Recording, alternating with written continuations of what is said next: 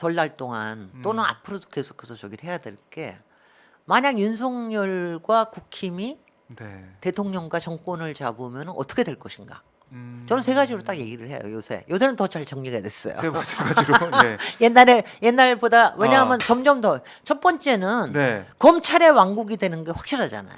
검찰 기득권 카르텔의 왕국이 될 것이다라고 하는 건 여러분들 다 보고 계시지 않습니까? 일단 국힘당의 검찰 출신들이 엄청나게 많고 그리고 어저께 네.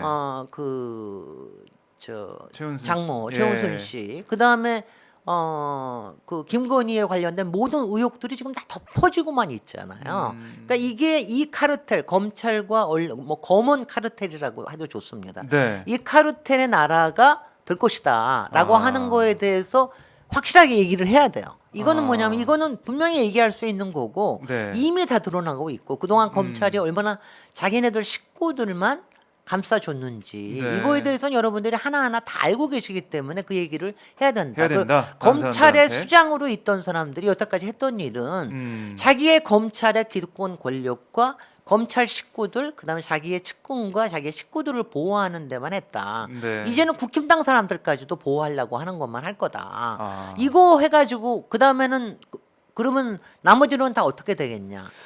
이거가 첫 번째고요. 네, 첫 번째 그게 첫 공격 번째. 포인트고 그다음에 네. 두 번째는 네. 요새 뭐 다 얘기하시는 거 제가 저기 윤석열 후보를 항상 무자 돌림으로 얘기했었거든요. 7자리 무해서 네. 무지하고 무식하고 무능하고 무대뽀고 뭐 무작스럽고 뭐 이렇게 얘기를 했는데 다 없어졌어요. 이제는 그런가요? 무자 하나만 남았어요. 하나만. 무속의 나라로 갈 것이냐.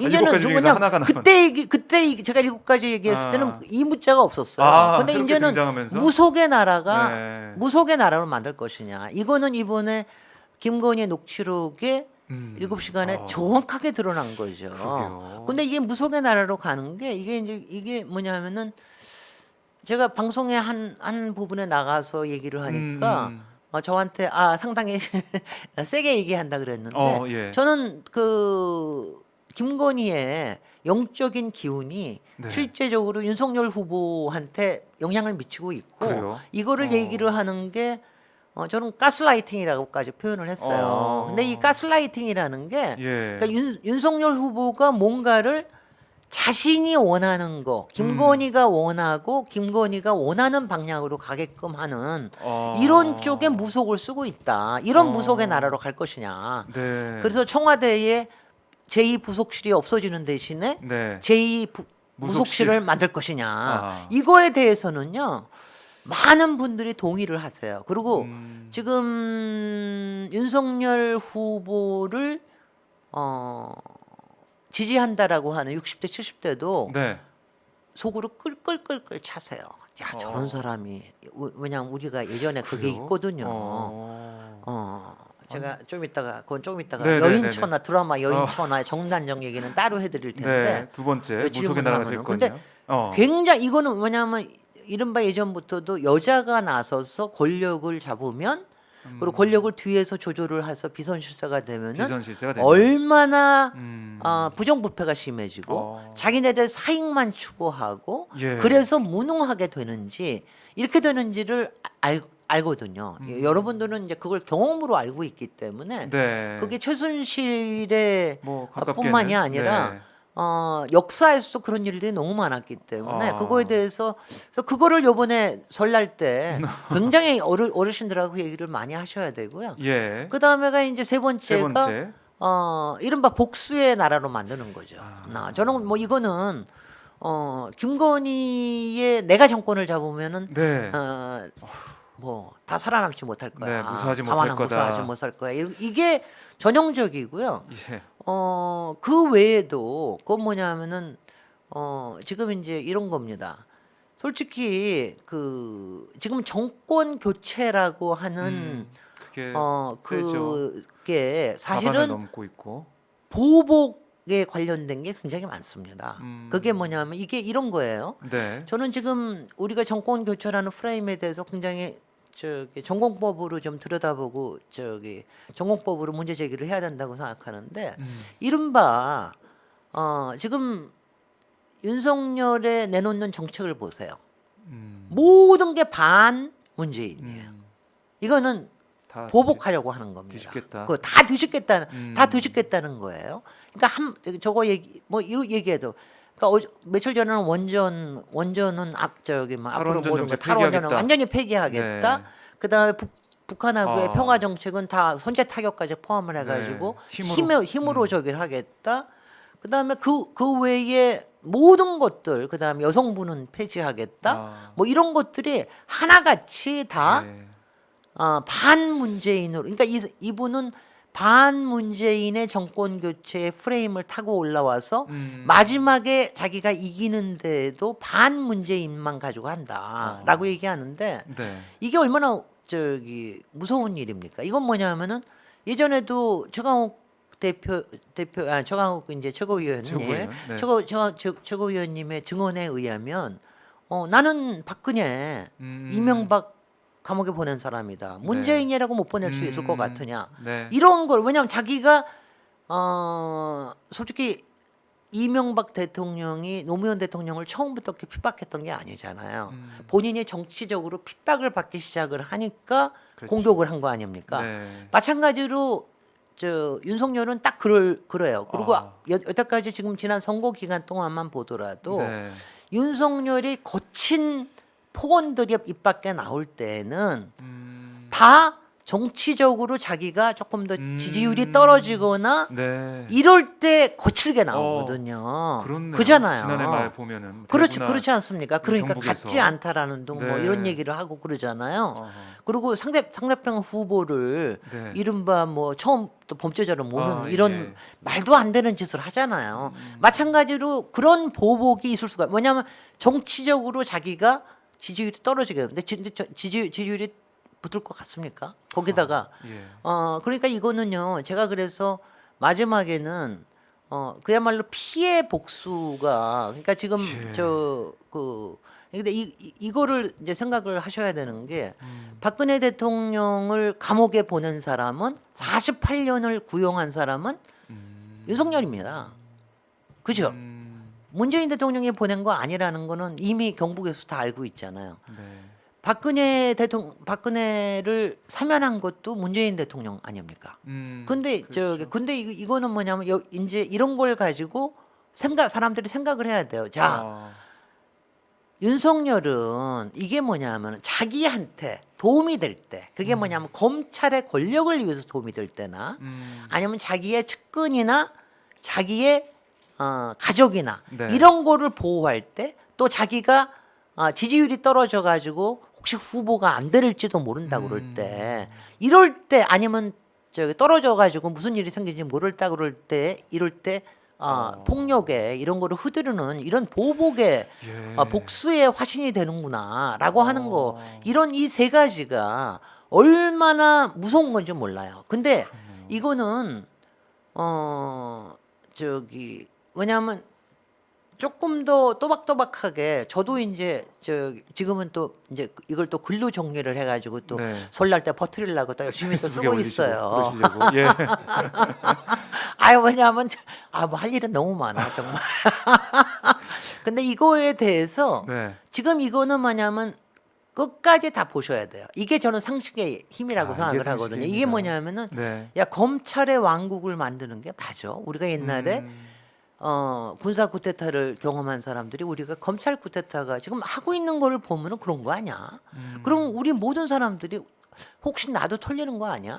왜냐하면 지금도 윤석열이나 김건희에 대해서 얘기를 못 하는 거, 언론마저도 얘기를 못 하는 게 바로 그렇게 약간 무섭기 때문 아니에요. 만약 했다가 저 사람이 예. 정권을 잡으면 나한테 복수하면 어떻게 돼? 이것 때문 아닙니까? 그러니까 그거에 대한 거.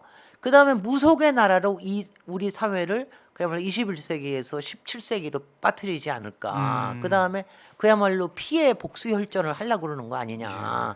이거에 대해서 얘기를 하셔야죠. 얘기를 이 세 가지는 기억하셨다가 네. 적어두셨다가 뭐 글도 쓰신다고 하니까 네. 설 연휴 때 네. 가족들 만나거나 혹시 못 만나가 되더라도 단체방을 통해서 얘기를 해줘야 그리고 된다고. 얘기할 때는 예. 막 저처럼 또박또박 얘기하시면 안 되고 그러면 저쪽에서 제가 이거는 이제 네. 팁으로 드려요. 그 정치인이 하듯이 아니면 평론가가 네. 하듯이 또박또박 얘기하잖아요. 네. 그러면 굉장히 반감이 일어납니다. 그러니까 슬쩍 건드리셔야 돼. 그걸 보고 넛지 전략이라고 그러거든요. 그러니까 세게 왜냐면 던지는 거. 넛지라고 굉장히 베스트셀러가 된 있어요, 거. 책이. 그게 뭐냐면 이렇게 슬쩍 팔거 그것보다는 이렇지 않아. 이러면서 팔꿈치를 칠 때 사람들은 좀 더 이게 들어간다는 얘기예요. 그게 뭐냐 설득이 된다는 얘기예요. 네. 막 또박또박 따져가지고 이거 맞지 않아 그러면은 아 그래 맞는데 난 싫어 이쪽 찍을 거야 이러거든요. 그러니까 그렇게 하지 말고 예. 살짝 저쪽에 뭐야 스스로 의문을 갖게 스스로 본인이 갖고 있는 이미 상식의 힘을 네. 깨우칠 수 있게 슬금슬금 해야 돼요. 그러니까 그게 그러니까 이거 구체적인 사안을 가지고 하려면 뭐 김건희 사안은 굉장히 좋은 거니까 네, 네. 김건희의 무슨 말을 하면 내가 정권을 잡는다 그러는데 음. 내가 후보가 되면 야 청와대가 어떻게 되겠니? 그리고 앞으로 본인의 지금